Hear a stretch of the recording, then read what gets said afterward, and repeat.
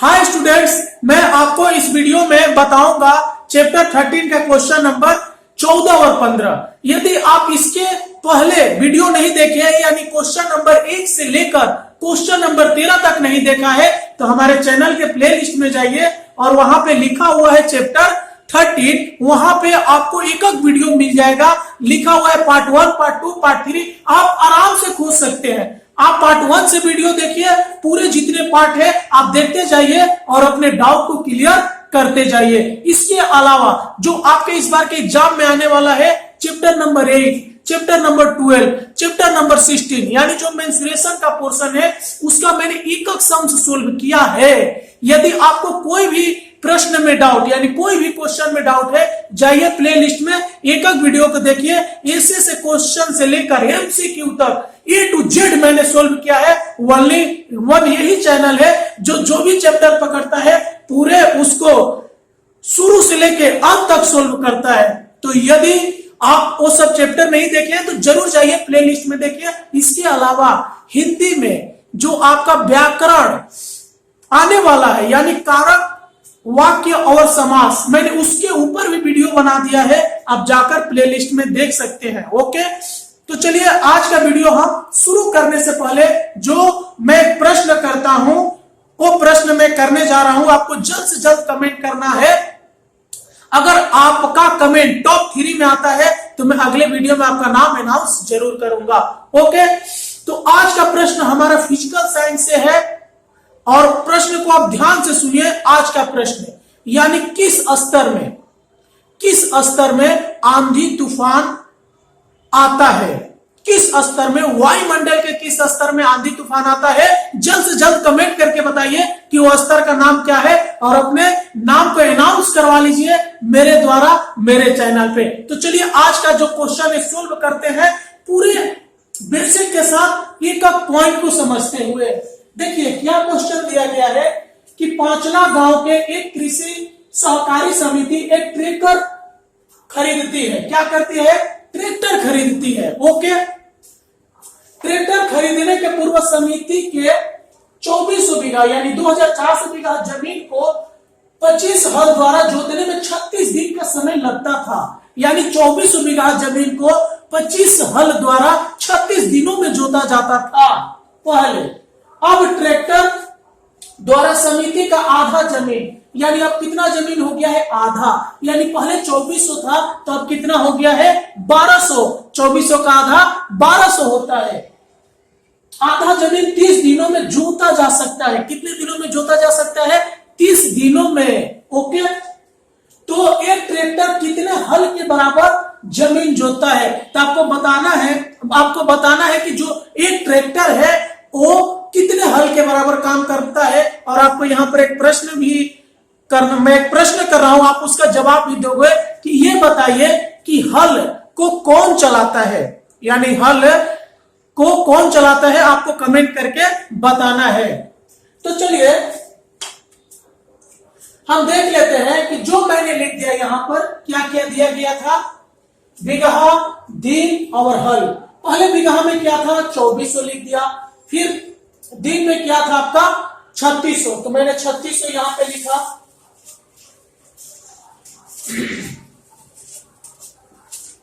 ठीक है, ये आपका कितना हो गया? 36।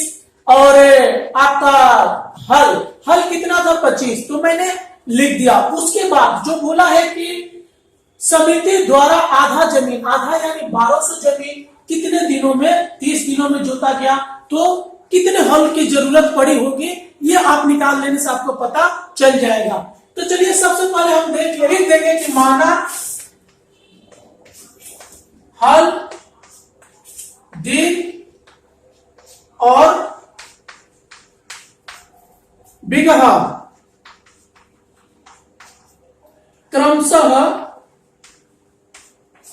क्रमशः क्या हो जाएंगे?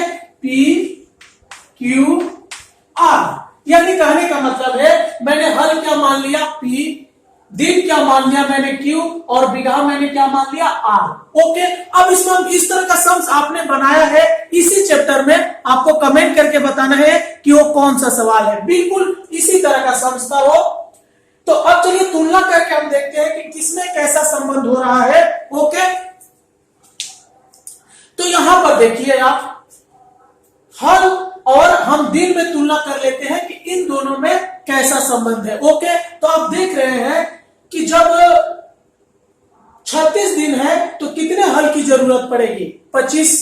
ओके, जब 30 दिन हो गया तो आपका हल बढ़ेगा कि घटेगा? यानी दिन क्या हुआ है, घट गया है, तो हल आपका बढ़ेगा कि घटेगा, ये आपको बताना है। ओके, तो आप सोचिए कि जब 36 दिन में कोई काम हो रहा था तो आपको 25 हल की जरूरत पड़ रही थी। अब उसी काम को, उतना ही काम को 30 दिन में पूरा करना है तो हल की संख्या क्या करनी होगी? बढ़ानी पड़ेगी।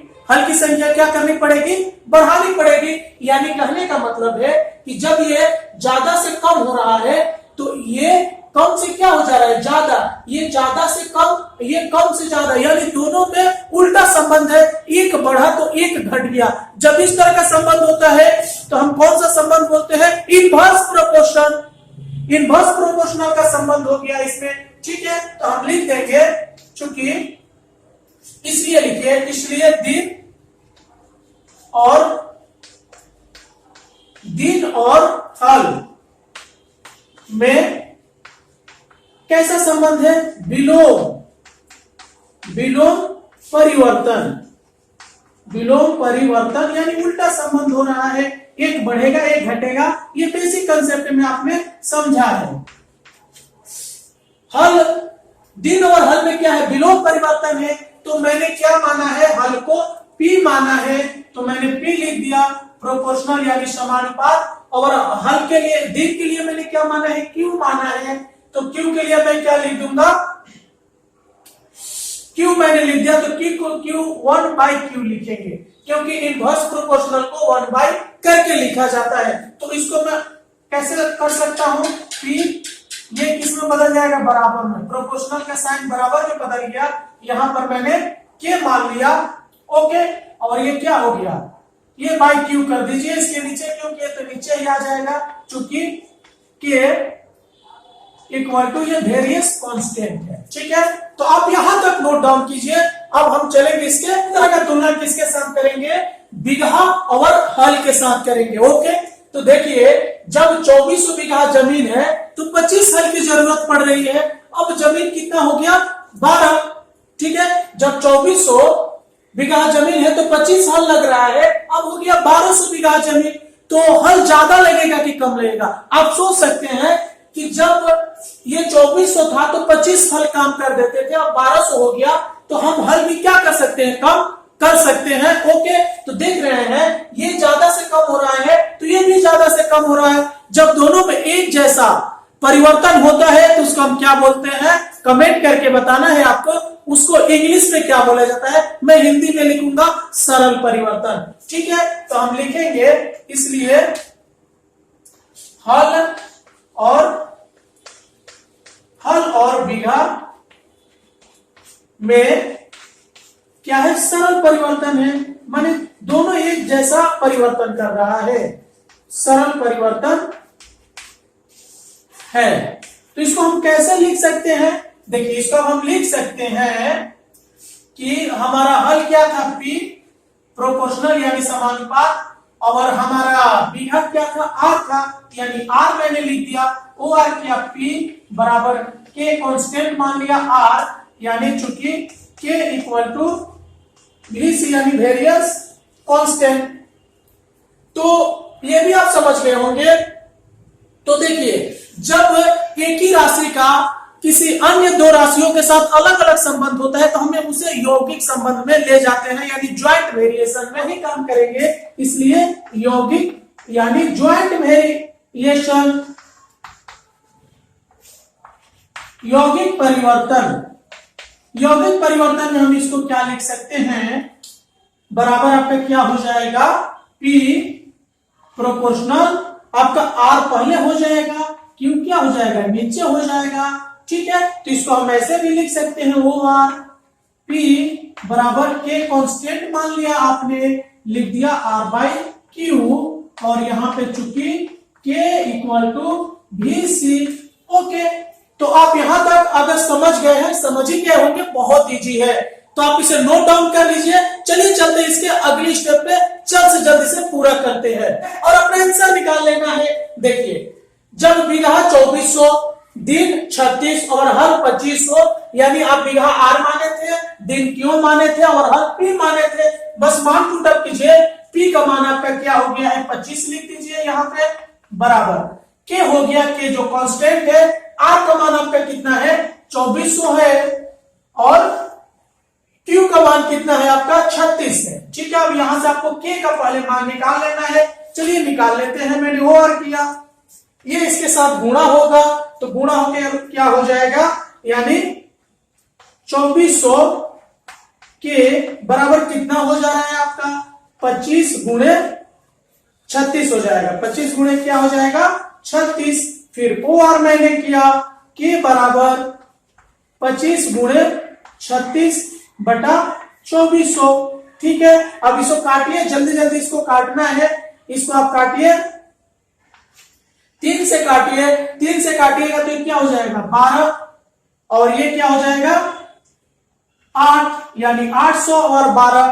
फिर इसको आप काटिएगा, काटिए इसको आप 4 से काटिए, 4 12 और 4 दूना 8, यानी 200 आएगा। और इसको 200 को 25 से काट दीजिए 8 बार में। ठीक है, यानी आपका कितना मान आ जाएगा, के बराबर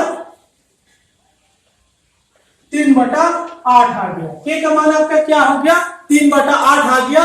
ओके, आप यहाँ पे समझ लिए होंगे, अपने से काट भी लेना है, 3/8 आएगा। ओके, अब हमें क्या करना है, कुछ नहीं करना है। सेकेंड स्टेप में हमें फिर जब आपका क्या हो गया है बीघा हो गया 1200, ठीक है, और दिन हो गया हमारा, दिन बराबर हमारा कितना हो गया 30 हो गया। और हल हमें पता नहीं है, हल ही हमें निकालना है। तो बस कुछ नहीं करना है, हमारा क्या इक्वेशन था, P बराबर के आर बाई क्यू। तो चलिए P का मान आपको पता नहीं है, बस P लिख दिए, बराबर के का मान अभी आपने निकाल लिया है। क्या निकाला है, के का मान देखिए 3/8 आपने लिख दिया, गुणा आर का मान आपका दिया गया है, कितना दिया गया है आर का मान आपका, देखिए दिन आप आर ये माने थे ना आर 1200, तो आपने 1200 लिख दिया। अब पूरा में बाई कर दिया आपने। क्यू कितना आया था 30 आया था। कुछ नहीं करना है, कट करना है इसको इससे काटिए आप, ये कट जाएगा 8 एकम 8 है और 8 5 40, यानी ये 150 दान में कट जाएगा। कितने दान में कट जाएगा 150 दान में। और तो आपका आएगा क्या होगा, P बराबर 3 गुणे 150 बाई क्या हो जा रहा है 30 हो जा रहा है। ठीक है, अब कुछ नहीं करना, देखिए 1 0 से 1 0 काटा, ये 3 से 3 काटा, यानी कितना आ गया 15। P का मान हमारा कितना आ गया 15। आप इसे नोट डाउन कर लीजिए, क्योंकि यहां पर मैं फाइनली आंसर लिखने वाला हूं। तो चलिए मेरा फाइनली आंसर होने जा रहा है कि हमारा पूछा है क्वेश्चन में कि एक जो ट्रैक्टर है कितने हल के बराबर काम करता है। एक ट्रैक्टर कितने हल के बराबर काम करता है, तो हम लिख सकते हैं, इसलिए एक ट्रैक्टर 15 हल के बराबर 15 हल के बराबर काम करता है, ओके, यही आपका फाइनली आंसर हो गया। आप जरूर समझे होंगे। वीडियो अच्छा लग रहा है तो लाइक जरूर कीजिए। तो दोस्तों लोग सवाल नंबर 15 को देखते हैं और इस चैप्टर का जो सबसे लॉन्ग क्वेश्चन का अंतिम सवाल 15 है, उसके बाद एमसीक्यू क्वेश्चन शुरू हो जाता है। देखिए क्या दिया गया है यहाँ पर दिया गया है कि आपका गोलक का आयतन उसके अर्धव्यास के त्रिघात के साथ सरल समानुपात है एवं गोलक का पृष्ठ तल का क्षेत्रफल उसके अर्धगोलक के वर्ग के सरल समानुपाती हो तो प्रमाणित करेगी। क्या प्रमाणित कर रहे हैं, गोलक का आयतन का वर्ग उसके पृष्ठ तल के क्षेत्रफल के घन के साथ सरल समानुपात होगा। इसको बहुत आसानी से सोल्व किया जा सकता है, जल्दी जल्दी से हम बना सकते हैं। लिख सकते हैं कि माना क्या मैंने मान लिया, माना गोलक का आयतन, गोलक का आयतन बराबर क्या हो गया भी, अर्धव्यास बराबर मैंने आर मान लिया, एवं और आपका और एक क्या है, पृष्ठ तल का क्षेत्रफल यानी पृष्ठ तल का क्षेत्रफल बराबर मैंने एस मान लिया। तो देखिए जो पहला बोल रहा है कि गोलक का आयतन उसके अर्धव्यास के त्रिघात के साथ सरल समानुपाती, यानी इसका आयतन भी हो गया सरल समानुपात में है आर के क्यू के साथ। तो इसको हम कैसे लिख सकते हैं, ओ आर भी, ये बराबर के साइन में बदला, K1 मान लीजिए इसको, और ये R3 यहाँ पे क्या हो गया, चूंकि K1 equal to variation constant. Okay, अब दूसरा में क्या बोल रहा है कि एवं गोलक का पृष्ठ तल का क्षेत्रफल उसके अर्धव्यास के वर्ग के साथ। ठीक है, अब यह अर्धव्यास के वर्ग के साथ, इसको हम क्या लिख सकते हैं, इसका पृष्ठ तल ये हो गया, सरल समानुपात वेरिएशन क्या हो जाएगा आपका, हाँ आर का स्क्वायर हो जाएगा, मैंने ओ आर किया, एस बराबर क्या हो जाएगा K2 कर दिए, और ये क्या हो गया एस स्क्वायर। ओके, K2 मैंने क्या कर लिया, चूंकि K2 equal to variation constant. Okay, अब देखिए, अब रियल खेल तो यहां से शुरू होने जा रहा है, रियल खेल क्या है, यहां से शुरू होने जा रहा है। चलिए आपने इसका मान निकाल लिया, V का मान आ गया K1 R क्यूब, और S का मान आ गया R square, K2 R S square, sorry यहां पर गलत लिखा गया, R स्क्वायर होगा। ठीक है, देखिए मिस्टेक हो जाता है। अब यहां पर बोला है कि प्रमाणित करे कि गोलक के आयतन का वर्ग, यानी आयतन का क्या हो गया वर्ग, डायरेक्टली प्रोपोर्शनल किस चीज से है ये, उसके पृष्ठ तल के क्षेत्रफल के घन से, यानी पृष्ठ तल का क्षेत्रफल एस हो गया, और ये क्या हो गया 3 हो गया। तो मैं इसको ऐसे लिख सकता हूं, ओ आर भी स्क्वायर बराबर इसको K3 मान लीजिए, या कुछ भी K हटाइए, मान लीजिए ये जो भी है इसको P मान लीजिए, और ये क्या हो गया S3, चूंकि P equal to variation constant, तो ओ आर भी स्क्वायर बाई S3 बराबर क्या हो गया P। यानी कहने का मतलब है कि ये जो हमारा P है वो क्या है, एक कांस्टेंट है। यदि हम इसका मान निकालेंगे और हमारा कांस्टेंट मिल जाएगा तो ये प्रूव्ड हो जाएगा। कुछ नहीं करना है, मान पुटअप कीजिए जल्दी जल्दी। V का मान आपने क्या निकाला यहाँ पर, K1 R क्यूब का क्या हो जाएगा होल स्क्वायर बटा, S का मान आपने क्या निकाला है K2 और R स्क्वायर, इसका यहां पर क्या हो जाएगा, देखिए यहां पर 3 दिया है तो मैंने इसका पावर 3 लिख दिया, बराबर मैं इसको किया, तो इसका जब आप स्क्वायर करोगे तो K1 का स्क्वायर और R का पावर क्या हो जाएगा 6, क्योंकि यहाँ पर R का पावर पहले से ही 3 था, तो 2 के साथ गुणा होकर ये क्या हो गया 6। इसी तरह अगर इसका निकालोगे तो K2 का पावर क्या हो जाएगा 3 और R का पावर क्या हो जाएगा 6। तो ये दोनों आपस में कट गया, ये दोनों आपस में नहीं कट सकता है, तो इसको हम लिख सकते हैं, क्या लिख देंगे, K square 1 by K square, sorry K3 आया है, K3 2 हो गया। ओके, K3 की क्या हो गया यहाँ पर 2 हो गया। तो ये एक कांस्टेंट है, ये क्या है एक कांस्टेंट है। तो आप इतना दूर नोट कीजिए, जल्दी नोट कीजिए, मैं इसको इरेज करने वाला हूं। चलिए मैं ऊपर कर देता हूं।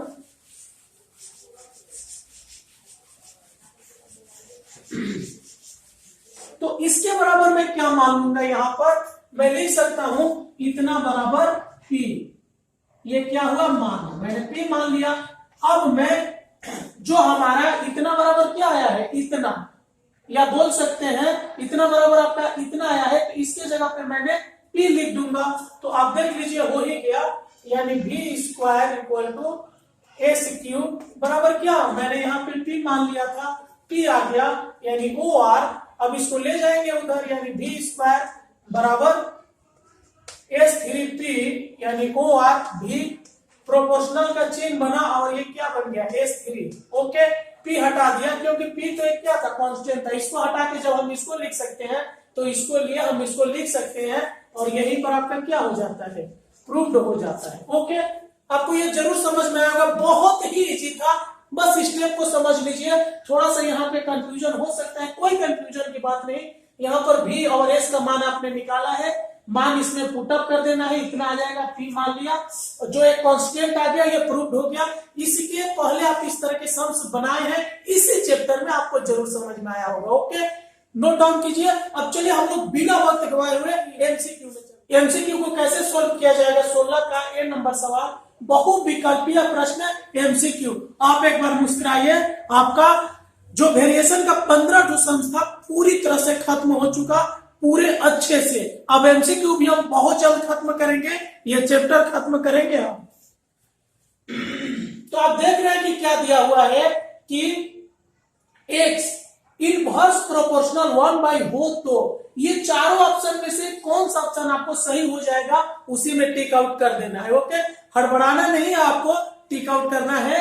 तो इसी तरह नहीं कि किसी में टिक आउट कर दिया, इसको सोल्व करना होगा, सही टिक आउट करना है। ऐसे तो हम गलत कोई भी टिक आउट कर सकते हैं। चलिए हम लिख सकते हैं x इनवर्स प्रोपोर्शनल 1/y। हम जानते हैं और x ये प्रोपोर्शनल का चिन्ह किसमें बदल जाता है, बराबर में। और मैं k मान लिया इस दौरान, k/y कर दिया क्योंकि ये तो ऊपर में ही गुणा हो जाता है। k equal to variation constant और तो आप ये क्रॉस गुणा कर दीजिए, यानी x y बराबर क्या हो गया, k हो गया। और k क्या है, k हम माने थे x y बराबर k एक स्थिरांक है, वेरिएशन कांस्टेंट यानी ये एक स्थिरांक है, यानी ये स्थिरांक हो गया। और ये किसके साथ मैच कर रहा है बताइए, ये मैच कर रहा है डी ऑप्शन से, यानी आपका राइट ऑप्शन क्या हो जाएगा, डी। ठीक है, तो आप इसे नोट डाउन कर लीजिए। यदि आपको मेरी वीडियो अच्छी लगती है तो सबसे पहले तो एक लाइक मार दीजिए, दूसरा दोस्तों में शेयर कीजिए ताकि ये चैनल डेवलप कर सके और मुझे मोटिवेशन मिले अगली वीडियो बनाने में। चैनल को सब्सक्राइब करना नहीं भूलिएगा क्योंकि ये चैनल आपको मैथ में बहुत अच्छा स्कोर दिला सकता है आपके आने वाले एग्जाम में। आपने पूरा वीडियो देखा, इसके लिए आपका बहुत बहुत धन्यवाद।